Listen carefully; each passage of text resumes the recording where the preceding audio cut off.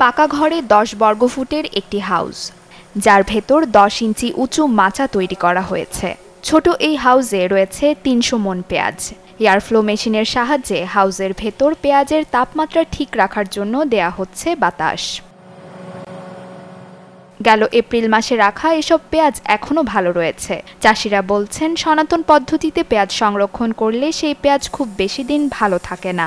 অনেক সময় শুকিয়ে ওজন কমে যায় প্রতি মণে ১০ থেকে ১৫ কেজি। কিন্তু এই পদ্ধতিতে পেঁয়াজ সংরক্ষণ করলে ঘাটতি কম, সংরক্ষণও করা যায় দীর্ঘদিন। এটা বাঁশ দিয়ে এটা চাং করতে হলে অনেক বেশি টাকা খরচ হয়, আর এটা একটা চিপ খরচ আছে হলো ২২,০০০ টাকায় টোটাল মেশিন হয়ে যায় আর কি। এই মেশিনটা বসালে ৩০০ মণ পেঁয়াজ রাখা যায় এবং এই কাদা পেঁয়াজ রাখলে আপনার ১ মণ পেঁয়াজের সর্বোচ্চ ৫ কেজি পেঁয়াজ নষ্ট হবে। আর সনাতন পদ্ধতি পেঁয়াজ রাখলে ১ মণে ১৫ থেকে ২০ কেজি পেঁয়াজ নষ্ট হয়ে যায় এবং অনেক খরচ। এই ২টা ঘর লাগবে ৩০০ মণ পেঁয়াজ রাখতে প্রায় ৫০,০০০ টাকা খরচ ১ বছরের শেষ। আর এইটা আপনি মেশিনের দাম ২৫,০০০ টাকা সহ, মানে সুইচ সহ এরা হাউস তৈরি করে এই পেঁয়াজে আপনি ১০ বছর রাখবেন, নিশ্চিন্ত হবে এই হাউসও নষ্ট হবে না, মেশিনও নষ্ট হবে না। কৃষি বিভাগ বলছে, এ উপায়ে পেঁয়াজ সংরক্ষণ করলে পেঁয়াজ নষ্টের হার কমে।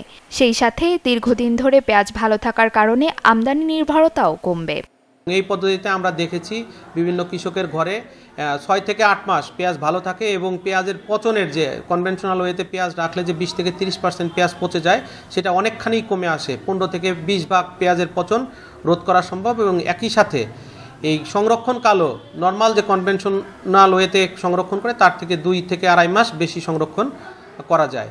তো এতে এই মেশিন ব্যবহার করার ফলে আমাদের যে মৌসুমের শেষে এসে পেঁয়াজের ঘাটতি হয়, যদি পর্যাপ্ত কৃষক এটা ব্যবহার করে তাহলে আমাদের বাইরের থেকে যে পেঁয়াজ আমদানি করতে হয় সেটা অনেকাংশেই কমানো সম্ভব হবে।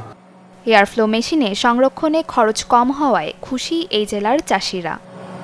Desk report, channel 24।